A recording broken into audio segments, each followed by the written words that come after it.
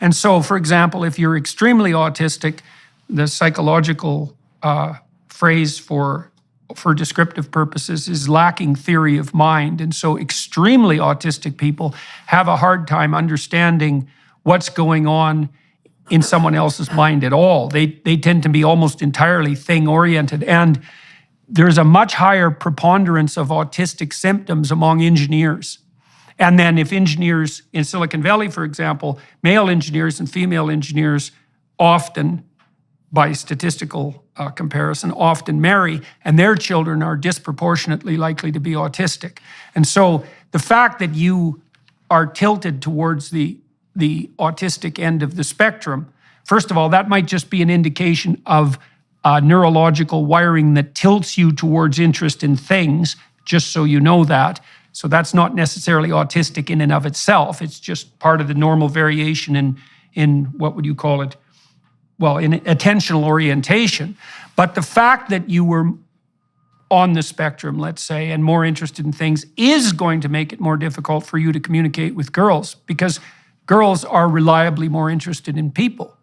And so, and then on the image front, you know, this ties in with the idea of self-consciousness. So if you're on stage and you're talking to people and you become aware of yourself, tends to make you nervous and sweat and to become uncomfortable, to experience high levels of negative emotion. And self-consciousness itself looks like a manifestation of negative emotion. They're incredibly tightly linked statistically, almost indistinguishable from one another.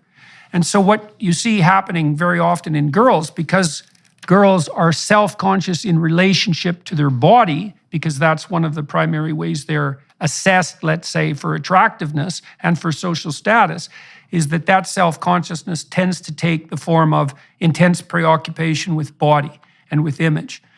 And so that can be exacerbated by whatever social trends happen to be in place, but it's a very deep-seated problem. And so that's part of, and also the fact that you hit puberty earlier is going to make that, obviously, is going to make that more complicated, because it means you're not as neurologically or practically mature when you have to contend with all these issues. So everything that you described, in some sense, could have been attributed to the difficulties of normative development, just so you know. And this proclivity of teenagers to develop depression and anxiety, I want to take that apart for a minute too, for everybody who's listening. So imagine gender dysphoria. Okay, so 10 years ago it was comparatively rare, but not unheard of. But imagine it has two components, okay? One is a tendency towards negative emotion, so suffering, anxiety, depression, frustration, disappointment, pain, shame, guilt, self-consciousness, all of that. And then imagine there's a second part of it that's more specifically focused on discomfort with the body. Okay, the first part of that is the bulk of it. So if you look across forms of psychopathology, like mental illness, the major segment is high levels of negative emotion like depression and anxiety. And a secondary segment is the particular manifestation of that, in your case, in body dysmorphia. And so, and then the claims that uninformed mental health professionals make that you're at elevated risk for suicide if you're gender dysphoric is erroneous, because the elevated risk for suicide is actually a consequence of the general proclivity for depression and anxiety, and not a specific consequence of the gender dysphoria, or at least that's only a small subcomponent of it.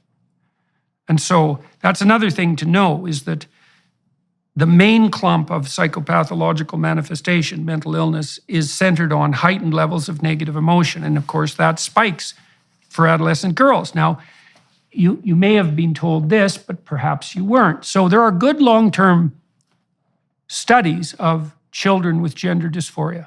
Most of them were conducted in Toronto, where I happen to be, by a man named Ken Zucker.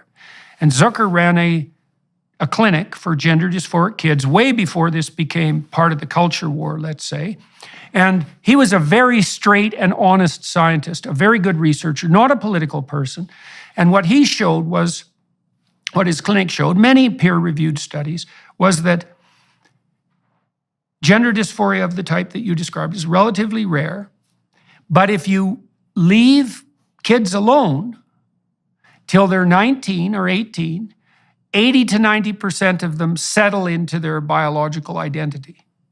Although about 80% of them are also homosexual in their orientation. And so the pathway for him, before this was all politicized, was you'd have a child who was gender nonconforming temperamentally, somewhat like you were. You didn't have a pattern of female interests, let's say. And then prone to depression and anxiety, and then that combination would produce this gender dysphoria, and that would become quite intense around the dawn of puberty. But if you just backed the hell off and waited, those kids would settle into their body, but generally adopt a homosexual orientation.